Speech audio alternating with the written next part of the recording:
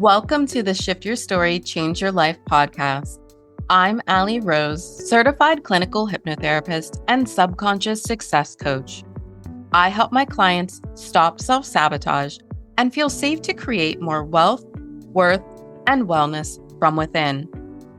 If you find yourself stuck repeating the same unhelpful patterns in your life, health, business, or relationships, even after all the mindset work, this podcast is for you. Each week, you'll hear deep dives into the hidden beliefs shaping your life and live hypno coaching sessions where someone shifts a block in real time. Because willpower isn't the problem, your subconscious story is. And when you shift it at the root, everything else begins to change. So let's dive in. Hello. Welcome back to the Shift Your Story, Change Your Life podcast. Today, we're continuing our series on the subconscious blocks that hold high achievers back in business. And this time, we're zeroing in on visibility and the fear of being seen. It's that quiet, persistent block that makes you say that you want to show up more, but somehow you keep holding back, editing yourself, or avoiding the spotlight altogether. And even if you're not building a business, I promise you that you will get a lot from this conversation because this fear doesn't just show up in marketing. It shows up in meetings, in relationships, in how we speak up for ourselves or don't. And I have yet to meet someone who doesn't have some version of this hiding pattern woven into their story. So before we dive in, Safiya, who usually joins me, is traveling. So I've asked my partner, Sophia, to join me for this conversation today. So, Sophia, welcome to the show. Thank you so much for joining me. How are you feeling about being here and diving into this topic today? Well, I just want to start by saying it's pretty cool that your stunt double here has the same name as your original. I know, like, what are the odds, right? I mean, I know our names are a little bit different, but I'm like, this is working out really well for you today. And I'm just so happy to be here. Obviously, I'm probably a little bit biased, but I'm also one of the biggest fans of the podcast. And I'm so excited for this conversation. I feel like it might end up being a therapy session for me too, which could be nice.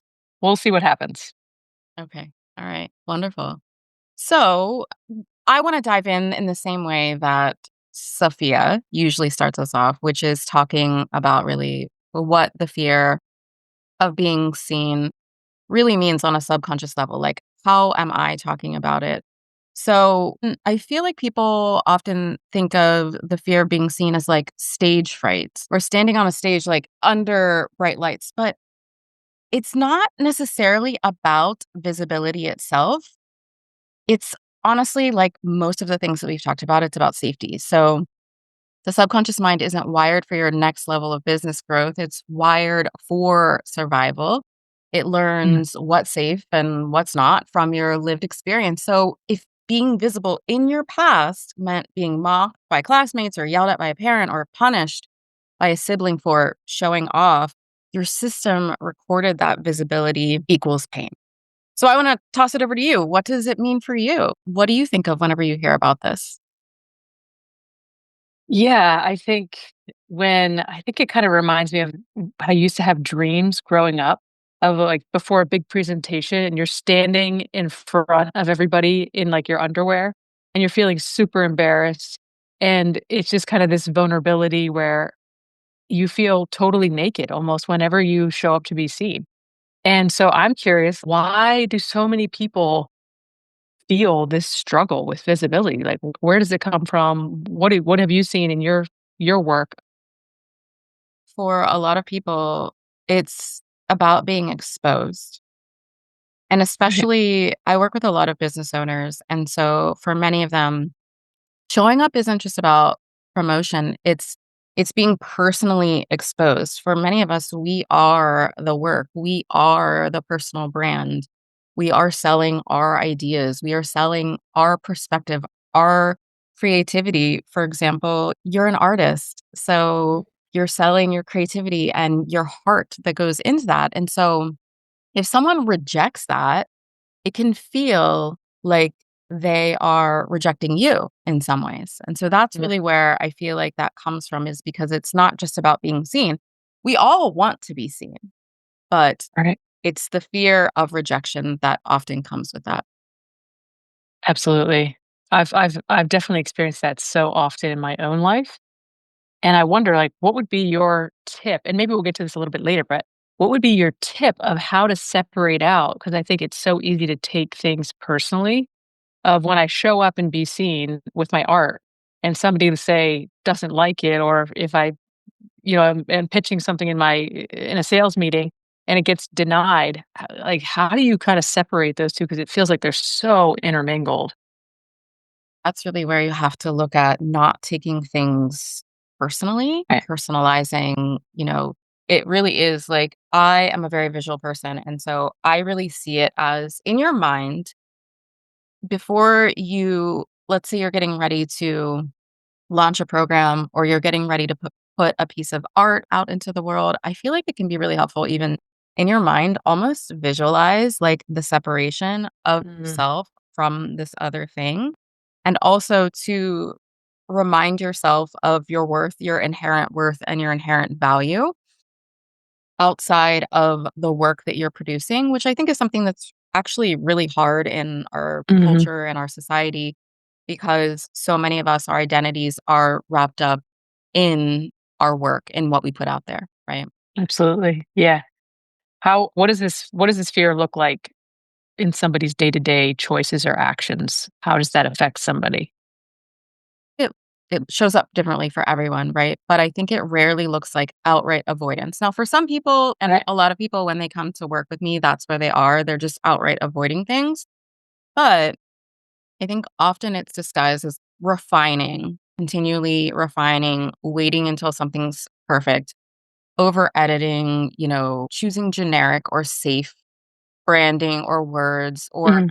this used to be a really big one for me, which was, I think I talked about this at some point, but like declining speaking opportunities Oh, yeah. because Mhm. they don't feel aligned, I might say. But Mm. really for me, it was about feeling like it didn't feel safe to be seen, right?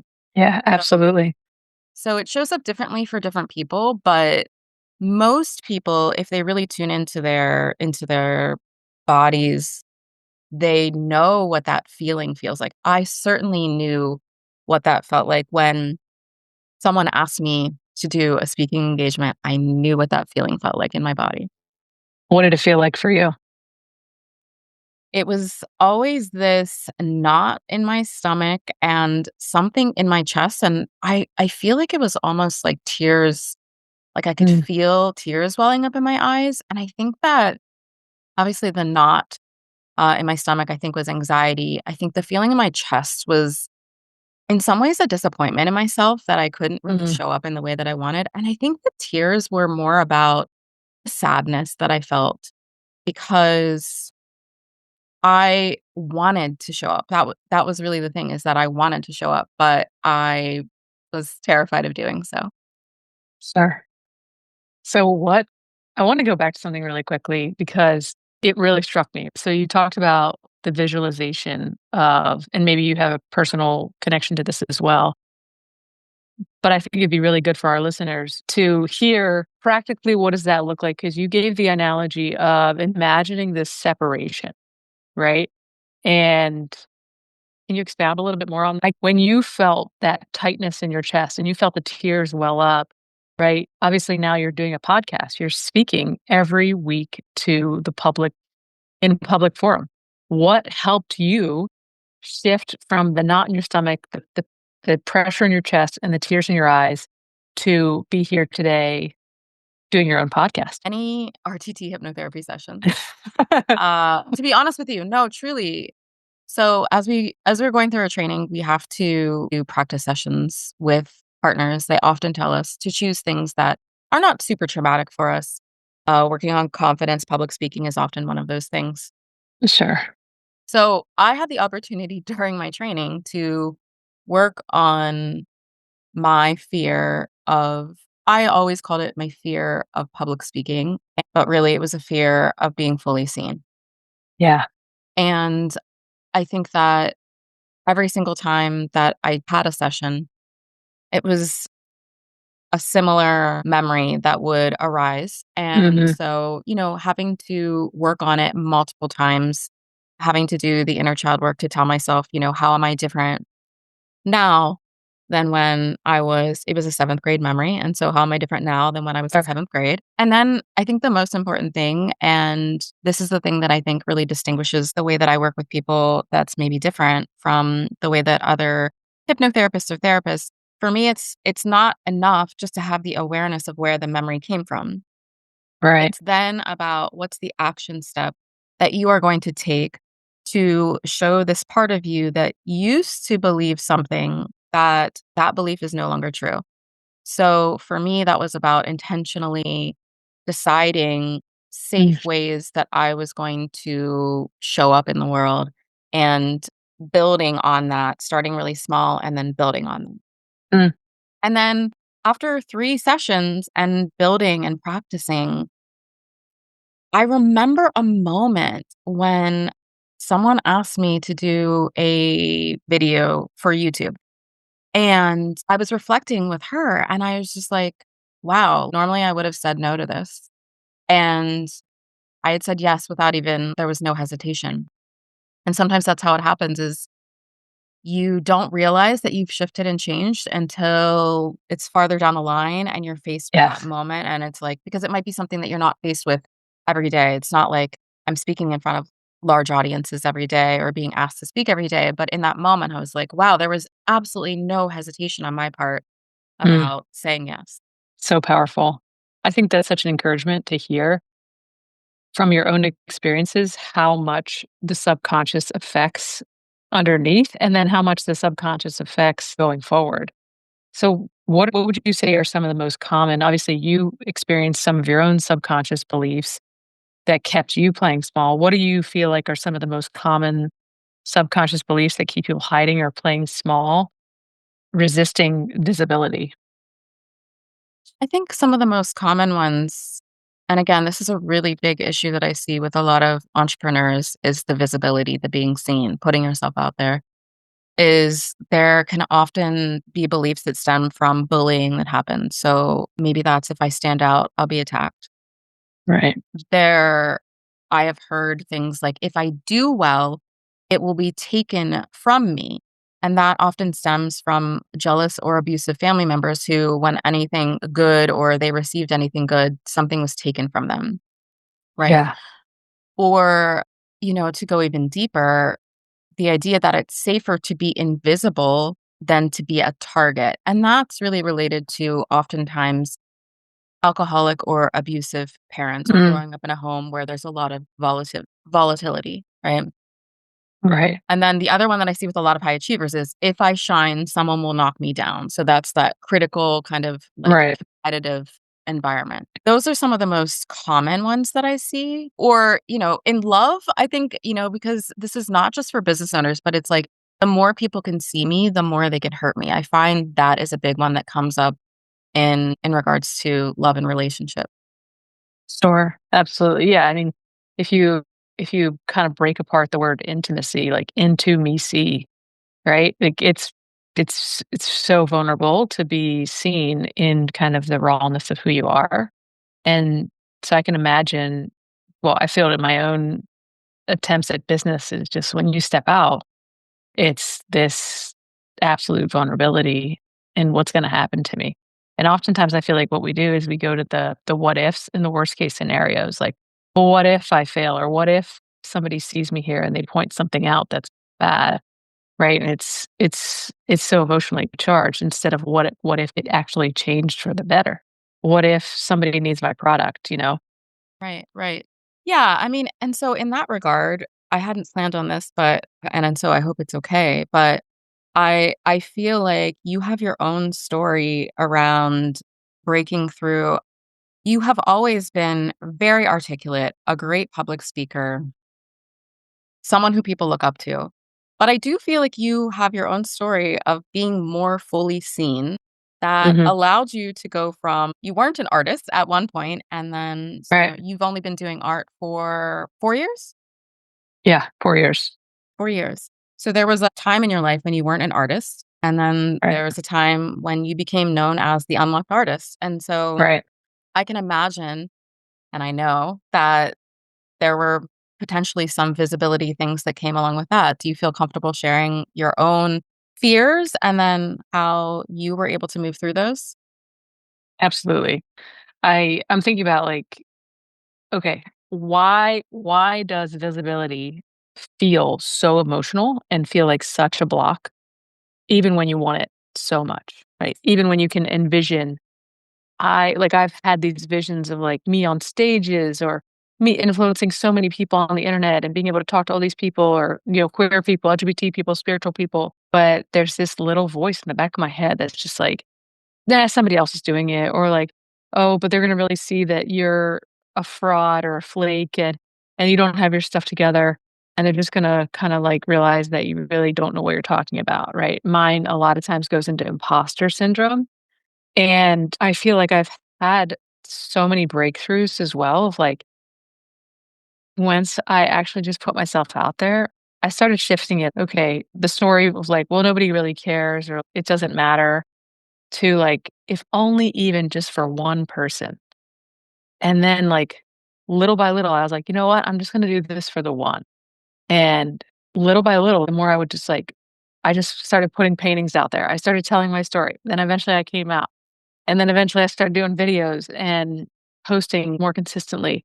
And before I knew it, like, 1 turned into 5, turned into 10, turned into 2,000, like but I think just keeping my eyes focused on the one really helped me to continue to show up even when I kept battling all of those fears of, like, being found out, essentially, that I wasn't really what I was.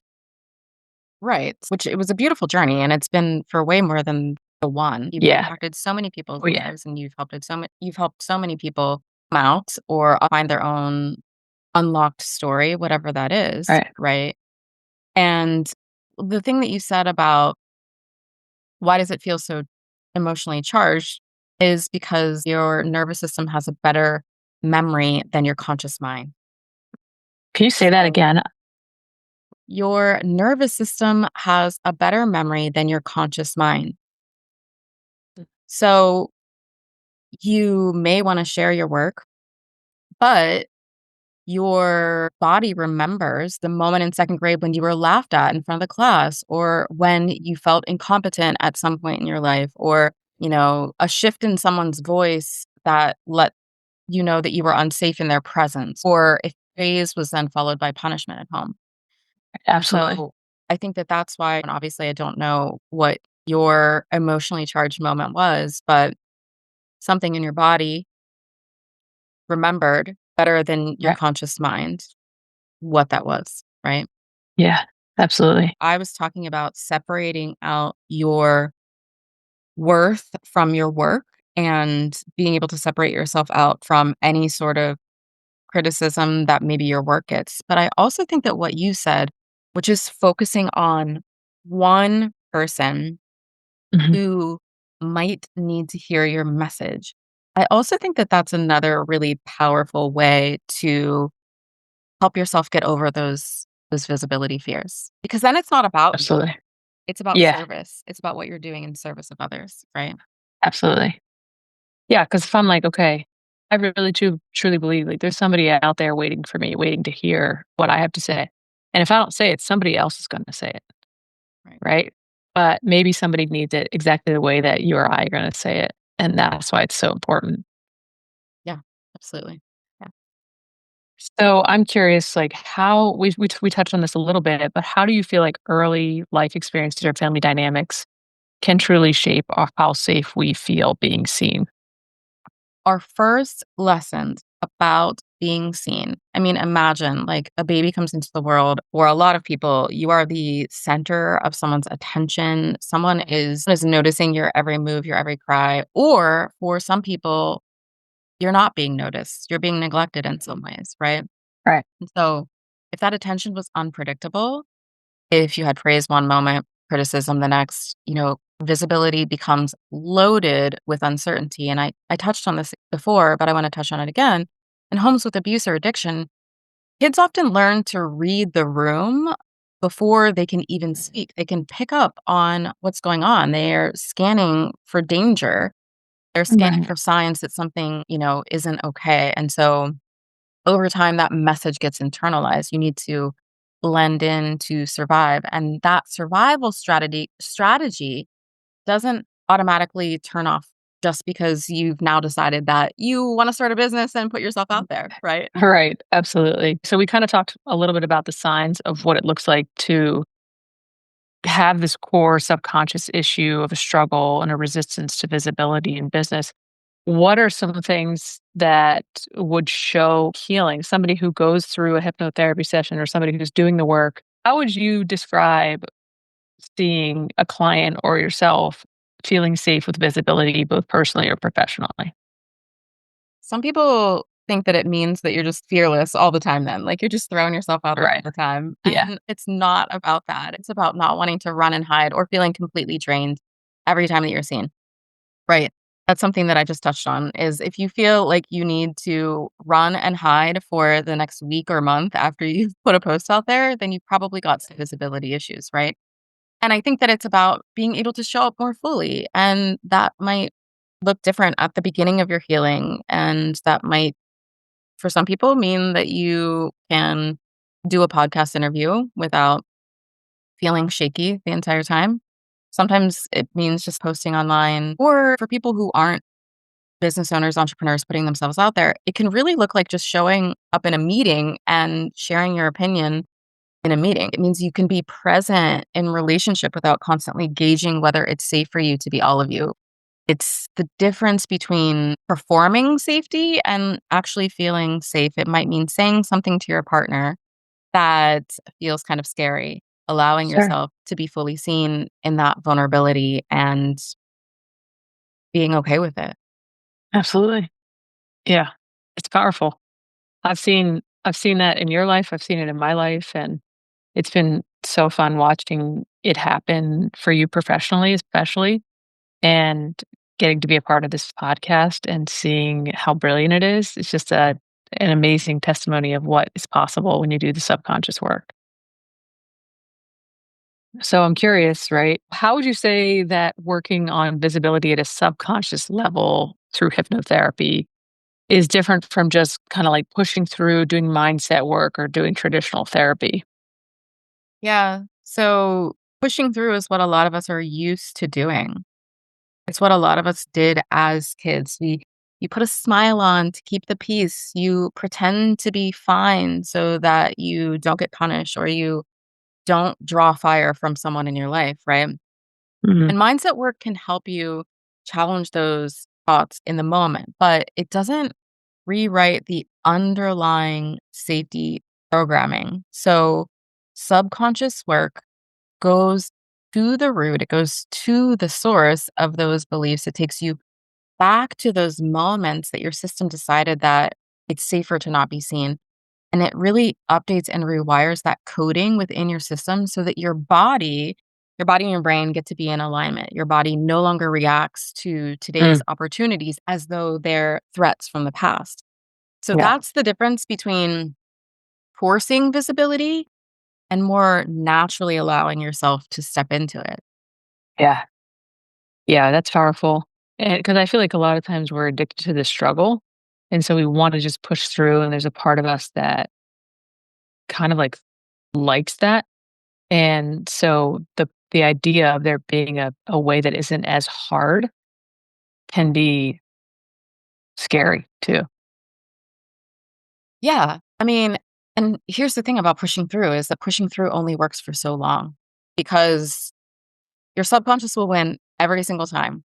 Like Mhm. if you're trying to out trick, out push through like your subconscious mind, outwork your subconscious mind, it will only work for so long. And then your subconscious will always override your conscious desires until you make it feel safe at a subconscious level. Mhm. Yeah. And Abs- that's really the difference. yeah, absolutely. So kind of on the same lines, how can someone begin to rewire this fear and create a healthy relationship with being seen? Well, obviously they can work with me. But if someone is wanting to do this, if they're hearing this and they're like, I want to get started right away, I think that outside of working with a practitioner to address these at the root level, it's about starting small. It's about starting really small because, as I said at the beginning of this, the fear of being seen is actually about safety. It's about it not feeling safe to be fully seen. And so, choosing visibility actions that are safe enough to do without sending your nervous system into overdrive. And so that could mean speaking up once in a meeting or posting a short video just for yourself before you post it publicly. And not saying, okay, well, I posted a video for myself one day and I got used to hearing my voice. I got used to seeing myself. So now tomorrow I'm going to go post it publicly and hope that my nervous system doesn't get wrecked. It's about building that consistency over time. So maybe that's 30 days of I'm just going to Yeah. post a video for myself. I'm going to look at myself and I'm going to sit with the discomfort of hearing myself or seeing myself.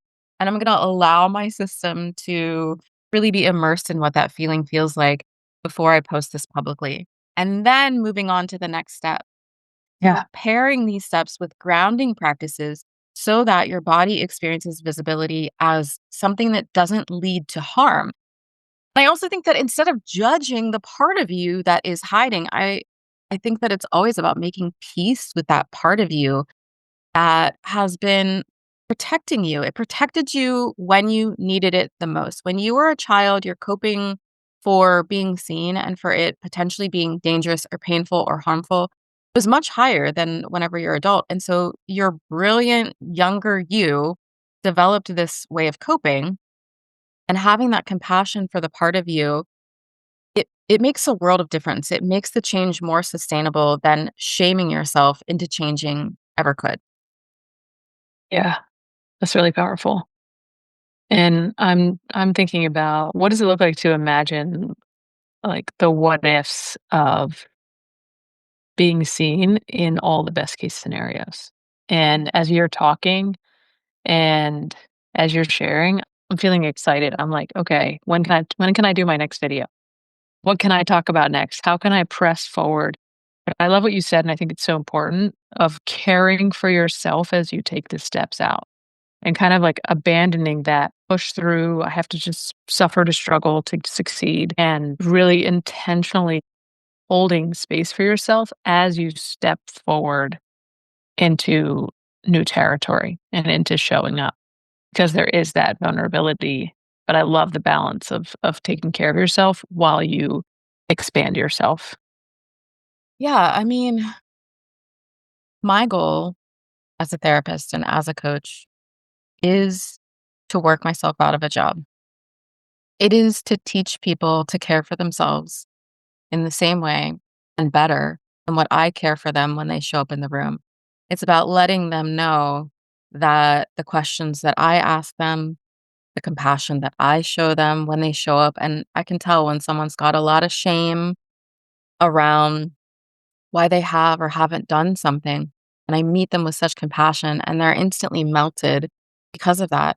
It's about you can do that for yourself as well.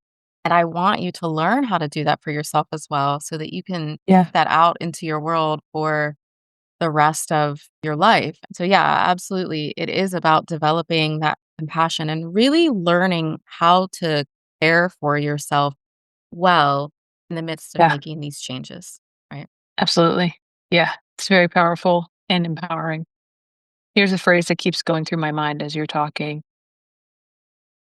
In a world, in an internet world where we see everything, like everything is out there for us to be seen. There's constant media, constant things that our eyes are absorbing. The phrase that keeps running through my head is we need to see you. What you have to show the world, what I have to show the world is important and it matters. It can feel like a zoo out there, but we're going to be looking at something and we need to see each other. We need to see what we have to offer. More than anything, visibility and feeling safe being seen means first and foremost, feeling safe seeing yourself, being honest with yourself. about Yeah. who you are, about what you want, and like saying that out loud just to yourself first, because we Yeah. have to be able to see ourselves in all of our glory and all of our beauty and all of our mess and all of our muck and not turn away from ourselves to ever fully be able to be seen by others. There's a content creator that I follow. Her name is Rebecca Ives. She's the content queen on Instagram. And she is so comfortable with who she is. I don't agree with everything that she says, but the fact that she owns her mistakes, her failures, her mishaps very publicly, there's something so magnetic about someone who is willing to see every single part of themselves. She owns her genius, but she also owns the struggle. It's magnetic. Yeah. And I Yeah. think that is something that we can all do for ourselves is stop trying to hide the parts of ourselves that we don't like. Stop trying to Mhm. push them away. How do we integrate them into our Yeah. systems? That will make it much easier to be seen by others if you see yourself first. Absolutely. And what I found is in the moments where I've chosen to be vulnerable and be myself and share my difficulty or share places in my life that are weak or that are a little bit more messy, that's when I get the most response. That's when I get the most engagement of like, oh, me too. Right. Because it's like a connector. It's not a block of giving some sort of appearance or trying to play some sort of role that people can admire, but instead you're offering your authentic self that people can connect to. And those have been like some of the most powerful moments of being seen for me.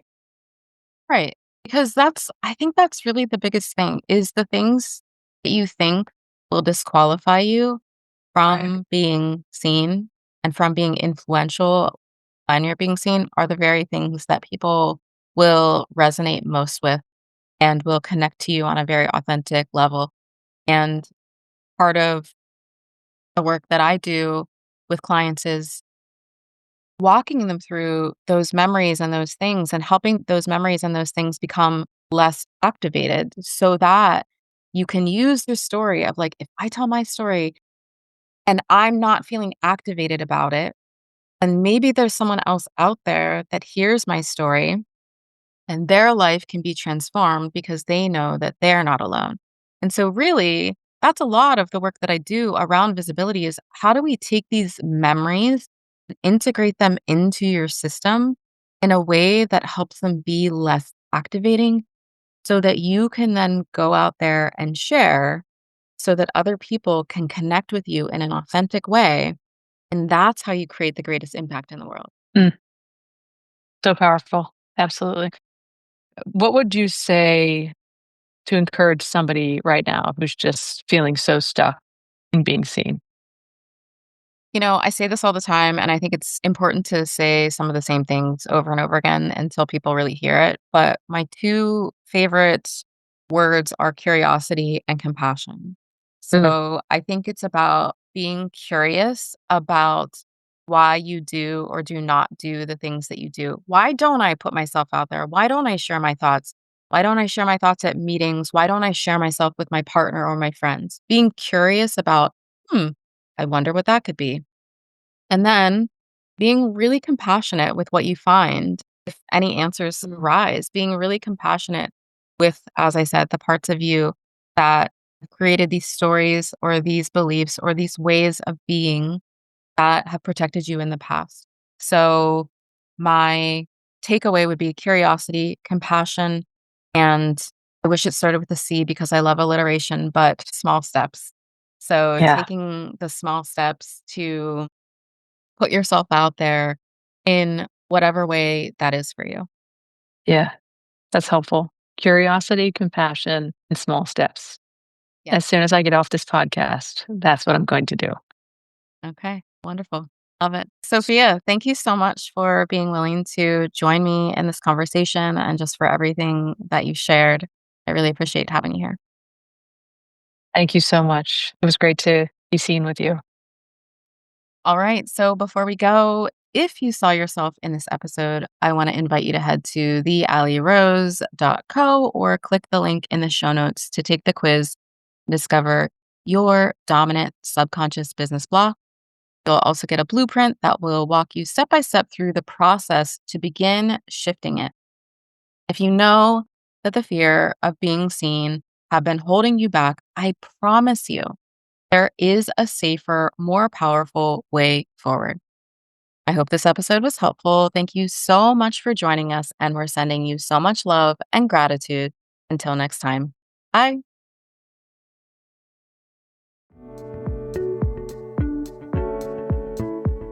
Thank you so much for joining us today for this episode of the Shift Your Story, Change Your Life podcast. If today's conversation sparked something in you, I'd love to hear about it.